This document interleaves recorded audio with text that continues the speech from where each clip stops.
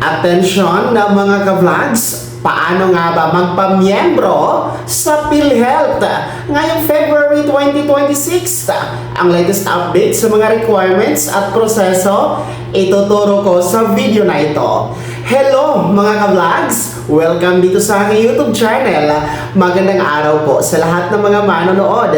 Saan po kayong dako sa mundo? Kumusta kayo mga ka-vlogs?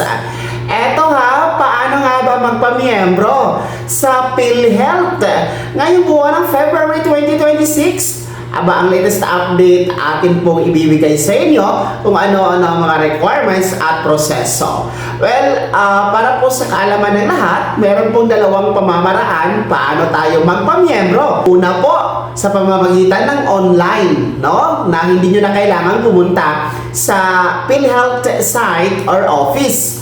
Pangalawa, walk-in, kung saan kayo mismo ang pupunta sa pinakamalapit na PhilHealth office or PhilHealth site na andyan sa inyong lugar.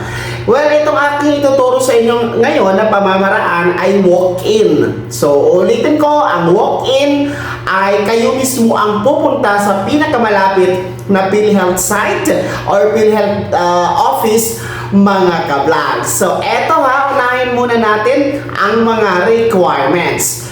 Well, ang requirements dito ay kailangan nyo po magkaroon ng dalawa na PMRF na form, no? Dalawa po ito mga ka-vlogs na inyo pong fill upan at inyo pong isasubmit. Well, anyway, the PMRF na form ay ito po, ang ibig sabihin niyan is PhilHealth membership record form mga ka-vlog. So, PMRF na form. Yan po ay libre, no? Wala yung bayad. At makukuha nyo po yan sa PhilHealth office or PhilHealth site once na pupunta kayo mga ka-vlogs. Pangalawa, kailangan po natin mag-present ng isang valid ID. Well, the valid ID po ay pwede po yung SSS, JSIS, yung ating pong PRC license ID, the passport, pwede din po ang postal ID, yung ating pong national ID card, pwede po yun, kahit yung naka-digital mga ka-vlogs, okay? So, pangatlo, kailangan po natin mag-present ng birth certificate, no? Birth certificate, dahil titingnan po yan ni PhilHealth, no? Kung tama ba, kung magkunusan ba yung binigay natin na information doon sa birth certificate po natin.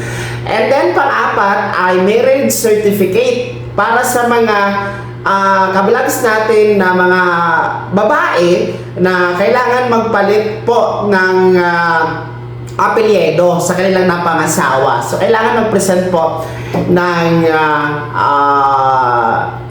PSA marriage certificate. And panglima at panghuli, kung meron kayong mga dependents, kailangan po ng birth certificate. Okay? Kung may mga i-declare kayo, yung mga 21 years old below, no, na mga i-declare ninyo na mga dependents or beneficiary, ay kailangan po kayo mag-present ng inyong ng kanilang birth certificate. So, yun lang naman po ang requirements, mga ka-vlogs. Well, ang proseso, una, matapos nyo pong fill upan yung PMRF na form, isasubmit nyo po. Dalawa yun ha.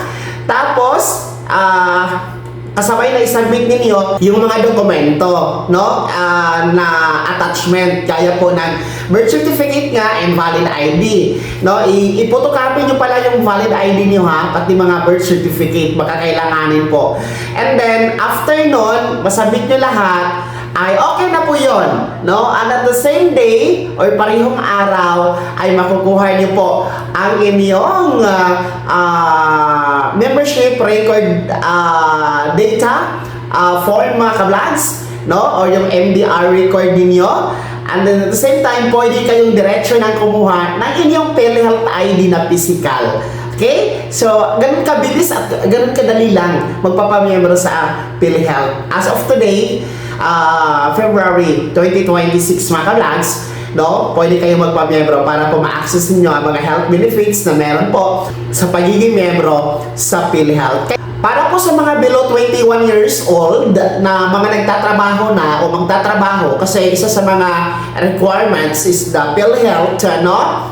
Kapag nagtatrabaho, kailangan po ng parent consent. Kasi nga po, under the dependents pa yan, 21 years old below, ha? Kailangan niya ng parent consent para po makapag-membro kayo sa PhilHealth. At yan po ang latest update sa proseso at requirements paano magpamiyembro sa PhilHealth ngayong February 2026. Kaya naman, sino sa inyo dito ang mga nagbabalak magpamiyembro sa PhilHealth? Pakibahagi po sa comment section na nasa baba. Pakilagay ng buong pangalan at kung taga saan kayo. Kung bago ka pa lang sa aking channel o di ka pa nakasubscribe, click nyo muna ang subscribe button na nasa baba. Huwag kalimutan na pindutin ang notification bell, ilagay sa all para wala sa mga balitang i-upload ko. Maraming salamat po. God bless. Mag-ingat mga ka-vlogs.